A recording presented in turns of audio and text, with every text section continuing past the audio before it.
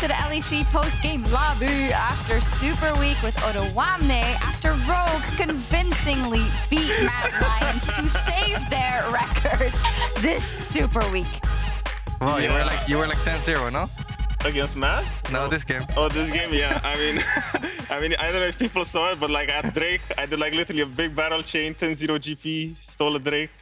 Easy win. You just really carried the team. Yeah, I mean, I literally created the thing. Just don't go back and watch the game, guys. Wait, where's the camera? Which one is? Wait, that one? No, that one. But yeah, don't go. Just trust me, guys. Don't go and watch it. I did great. Yeah, don't go back. But let's pull up the Elder fight, shall we? Nah, but okay. These images are manufactured, obviously. My contribution was not did only like this, you know. So it, yeah. I mean, When Ezreal stole the thing, Yeah. right? wait, did he? Yeah. I Oh, think then he why, did. but when we were like cheering at the end of it, I was like, "Oh, Marang, you did so good. You stole the Really? Drake." No, it was Ezreal. but Marang didn't say anything. He was just sitting there and He taking was it like, in. yes. Anyways, Yeah. tell me about this then. I mean, Are you dead right now? No, you're not. no. I mean, No, you're right there. I mean the victory image at the end. I tried to kill still here to save my KD a bit, but it didn't work. Still ended the week with 0 kills. But yeah, I mean, I did my job as a trooper, you know. Yeah. What can I say? My performance was absolutely great this weekend. It wasn't though, and we were It talking. wasn't? Well, you were. I wasn't. I was like super happy for you that you were able to win this last game, and it's like Me a too. momentum thing. And you sat here, and I said, "Did you know I went 0-12 over the weekend?" Yeah, I mean, it's been a while since I had such a banger start. I think my stats for this week are like 0, 11, 6 or something, or 7 or 8 or whatever. But yeah, It'd be it's funny definitely... if you got Keo Player of the Game now. Really? No, he didn't. But I mean, they just thinking should. it would be They funny. really should give it to me because no one has started so bad in a really long time. So I kind of deserve a special award for that one. You weren't even in the vote, apparently. Huh? You weren't in the vote. Really?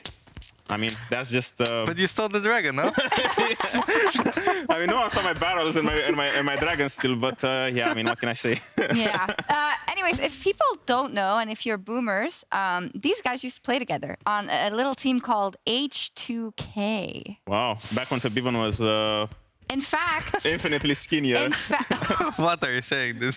Bro, I mean, me and Febi go back. I mean, I've known Fabian since he was like 15, and we were just chilling on TeamSpeak, and he had like a little squeaky voice back when he wasn't such a chat like he is now. he still but has a squeaky voice. I don't know. What? a bit, yeah. No, when I was 14, yeah, of course. But didn't you go to the World semifinals together? No. Oh, no, that was just you. No, literally Fabian. Okay, so the story is this: the moment we got into LEC, Fabian got a big boy offer from Fnatic, and he was like, "See ya, nerds," and then he just left. Okay. You know? Okay, so we were supposed to play promotion tournament to LEC, but Fabian at that point he was already signed to Fnatic, and he was just playing with us, you know. Okay, I mean, is that legal? It was literally okay. It was like that. He was literally okay, maybe not signed, but it was like a done I was deal. talking with him, yeah, at the time. Okay, so I think this is officially like he was statute of talking to them. limitations or something, but it's probably illegal. I mean, back it's then, been I a don't long know. time, Who and knows? if I'm getting sued, then that's just a bit unlucky, you know. I don't think you'll get sued for that gameplay, though. You might get sued this weekend. Yeah. So let's parlay this into some serious conversations about Rogue, and I'm sure Odo will be so kind as to talk about it because Yep. it was really bad until it was good, and specifically the mid game rather, also in this game, the early game also in this game. We can start with this game maybe. So what went wrong in this one? Sorry for that. I don't know. I think this should be a kill, but I feel like we just kind of misplay. I mean, I don't know. It feels like there's some lack of, I don't know, commitment on us, on like taking plays or like recognizing what plays are good. Yeah, I don't know. I feel like we're not as sharp or as committed as we were in the split before, and that might be because of like meta. That might be because of like, you know, things that happened throughout the spring split, and maybe there's like, you know, tension or whatever because of like, you know, when you lose finals a couple of times in a row, it's a bit frustrating. But yeah, I mean, there's a lot of like factors that are coming into like why we're underperforming like that. So it's goes from like gameplay to like, you know, identity of the group as well. And I also feel like it's kind of like the patch where our draft priorities seem to be kind of like bad and all over the place. I feel like we don't prioritize the right champions. We're picking champions that are kind of like outdated or like we felt like they're like good. I feel like just our philosophy about the game right now seems to be a bit outdated and a bit off, because it feels like, at least from these 3 games, that it wasn't really clear for us our like, you know, proper win conditions, and it didn't feel like we had like, you know, super strong identity with the way we were like picking our team comps. Yeah. You had the most damage though, look. Really? Yes. I mean, saved. That feels good though. that feels good. I mean, I told you that this game, it does not tell the story of my game. Yeah. It was the fake damage. It was the damage you did on the dragon. They added it to your... But it doesn't show magic damage. It was probably just GP ults. It was like 4 or 5 GP ults that they just stacked up, you know, and then it was like big damage. Yeah, but you say like, but you are a super contributor to it in the end, winning the game. I'm sure you got some like gold. I'm sure you like ulted in the right places. I'm sure your barrels did some damage. Yeah, I mean, right? Yeah, I did my job. That's all I can say. So basically, you just named a lot of things, which I think, you know, from the outside looking in, Rogue has always been a team that has had a fantastic support system. You guys have always been able to evolve as the split went on. A lot of teams had different things to do in the offseason, right? We know Excel went to Korea, and obviously it's going well for them. We know BDS went to Korea. We know G2, well, obviously they went to Korea, but they played MSI. What was your offseason like, and do you now feel that you should have maybe done something different?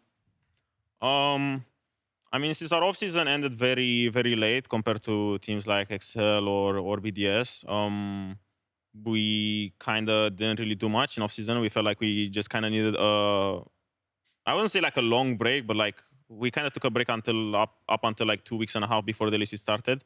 And then we like started our screens and stuff.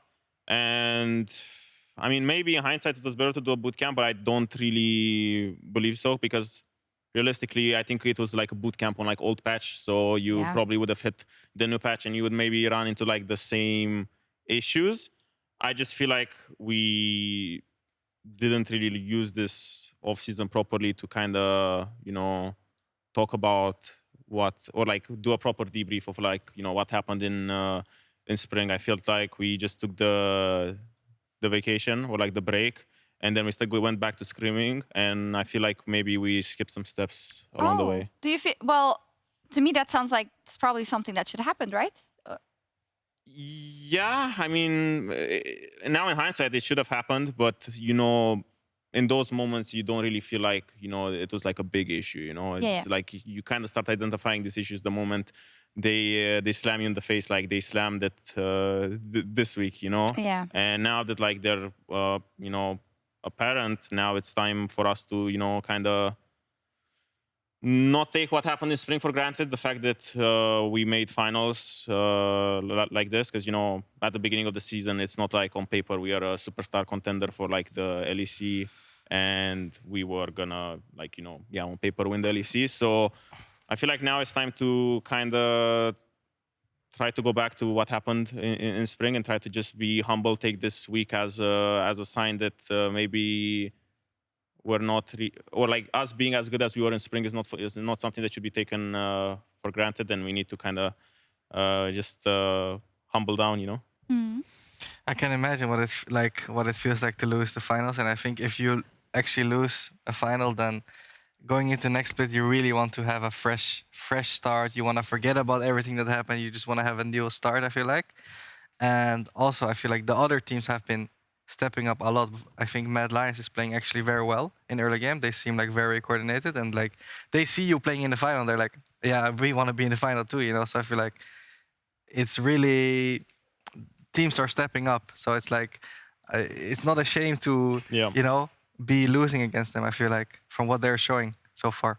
Yeah, and at the same time, it's not really like, how to say, it's not really like a shame or something to admit that we're like starting slow, that we're having issues. I believe that every team is going to run into issues, and as you said, Fabian, every team is stepping up, every team made improvement. Mad made a huge improvement with adding Niski. Their whole like identity changed. They're like more solid and more reliable, and yeah, just taking all of these into consideration, just need to go back to, you know, working hard and fixing our stuff for for this week, for this split, because it's not gonna be, you know, easy at all. Everyone made the improvement. Everyone wants to make it to the finals. Everyone's like super hungry. Yeah, super annoying fly. Sorry. Yeah, I got again. Again. Ganked by the fly. But talking about the kind of whole season, right? It's the marathon and the sprint, and I know we say that, but actually the season goes super quick, I think, when you're in it, probably, especially when it's the race for worlds, I feel like. But when you say that every team is probably going to run into some issues at some point, so in one way, I'm a glass kind of half full girl, right? So maybe it's good that this happened week 1, because now you can take all of that you remember that you still have to kind of talk about and work through. You can use everything you've seen this weekend, plus the patch stuff. You can steal homework from other teams. So, you know, does that make you hopeful about the work that you can do this week?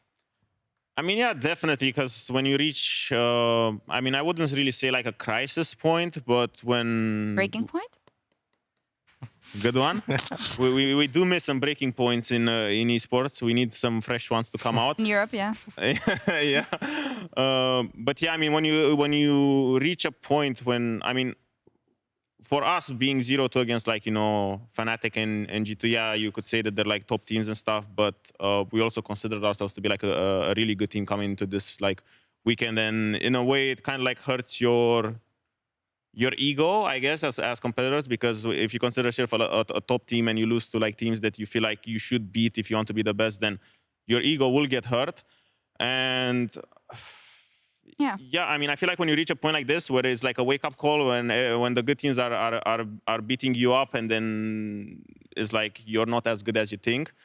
Now it's maybe the fresh start that we should have discussed in the offseason, as you said earlier, that maybe the issues that we had that we should have brought up, now they're getting brought up because you reach the point where, I mean, it's early to say you're 0-2, there's a long split, but you kind of get to the point where you have nothing to lose because your ego is just so hurt, you know? Yeah. And you're just like, yeah, just fix your problems now. Now it's like your fresh start. You have nothing to lose from this point on, and it's the biggest reality check that you can get. Do you have trouble with your ego sometimes? I mean that like in a very serious way. Like personally, or yeah. I would say that I manage it fairly well. I would say that, you know, having like my last 3 splits in a row have been, I think, maybe the best splits that I had so far in my career. And I do feel like when you have so many splits in a row that are really, really good, you do feel on top of the world, you know? And I wouldn't say there's like an ego where I'm like, oh, I'm the best, I'm better than I'm better than everyone, and so on. But it's more like that sort of ego where I wouldn't say that you feel like untouchable, but there are things that you start to miss. Like small things that like you start to miss that kind of like add up in a big picture over time. And I feel like in a way that happened to me as well. Wouldn't say that I was like super cocky coming into the split anyway, but I did have like maybe a better image of myself. Okay. Actually, I forgot what I wanted to say. My brain is fried. I want to talk. Do you ever have trouble with ego, Fabian? Trouble with ego? You or your teammates? No, Fabian had great ego control. I mean, the word ego, like, what is it exactly? It means self, but it usually means like that you think too highly of yourself, perhaps, in cases. I mean, it's a fine line. Well, obviously, when you have a lot of success, right? I think that, yeah, you kind of, I don't know, for me, I kind of set expectations for myself and my team. So let's say we go 18-0, right? Or like you have like... That actually happened, so... Yeah, you have like the very big win streak, right? At some point, when you're all playing so well, you have, and then you play a game like, for example, this one with your team, that you think that it's unacceptable. You know what I mean? Like when I had some games with my previous teams, I was like, this is not acceptable. We cannot play like this. If we play like this for the next weeks, we will not make playoffs. Was it in NA or? No, this was actually in Misfits, where it was like the last 4 weeks, and we had to win 2. So like, some you have to step up. Like it's not acceptable to die 2v2 or to die to a gank or something like this, you know? I think that's a good application of it, right? I mean, it's also a fine line, because you get at the point where, like, let's say you have like a big win streak. You have like, I don't know, let's say 10 wins in a row, and then you start noticing things that are like kind of not, you know, as they should be. There's like mistakes, and then there's a lot of like stuff you need to like decide. Do you want to like potentially hurt the team dynamic by bringing up issues, or do you want to kind of keep going on the little happy cloud that you have and stuff like this? And there's like a lot of stuff that you need to kind of decide on what you should and shouldn't bring up and what's like beneficial in the long run. Sometimes you need, if you want to put like a band-aid on something, and then you find like a better moment to kind of tackle that issue and stuff. So I feel like it's a lot more complex than, you know, for example, you either have an ego or you don't have an ego. Because, yeah, I mean, there's just deep-rooted stuff, I guess, that, I know, just goes in every direction. You just need to kind of figure out where you want to tackle this issue from. That's super interesting because obviously we can never get into kind of the deep nitty-gritty of each team because that would be impossible because it's your business. But it's true, I guess. In every route, there may be, oh, should I bring this up now? But I know that this person might get a little bit tilted because it's about them and they're doing well right now, so let's keep going. And then sometimes it blows up in your face, right? But it's such a delicate, intricate way of doing things. But I think that with all we've seen from Rogue, you said on paper we don't maybe look like a championship team. I think you totally do. And I think the proof is in the pudding with what we have seen from all of you in the last couple of splits, right? And I don't think the fans are worried at all. And you got to win, so it's 1-2. So banger. Banger. Absolute banger. So let's take a look at the standings then, where G2 is still undefeated. And then we have 5 teams tied at 2-1. Some people were surprised that G2 were as strong as they were after MSI. What did you think? I mean, it's kind of like two sides of the coin where, yeah, you could say that they're going to warm up slowly because their break was like super short. They had like a week break and, you know, they maybe want to take it easy and stuff. But at the same time, they're also the team that's like warmed up the most because they played until so much more recent than any other team. They have been like exposed to like better, let's say, scrim culture. I mean, meta is obviously different because of like the new durability changes, but maybe it's actually the same to like what they've had at the MSI. So, I mean, I feel like we like to say that the team that goes like the longest and then they come from MSI and they will just like start warming up or taking it slow. But it's just, I feel like it's just a bit random on that aspect because it's just two sides of the coin. Yeah. I mean, I believe that if you're G2 and you go to MSI and you scrim all those, you know, Asian teams, you're like maybe getting stomped or something in scrims, you know, because obviously it's very different to scrimming EU teams, right? So you will, at least when we were at the Worlds in 2015, we were like getting stomped by Asian teams a lot. And then when we went back to EU, personally, I was like, okay, let me show those guys in EU what we actually learned from those guys and actually stomp them. So I think that's huge motivation as well.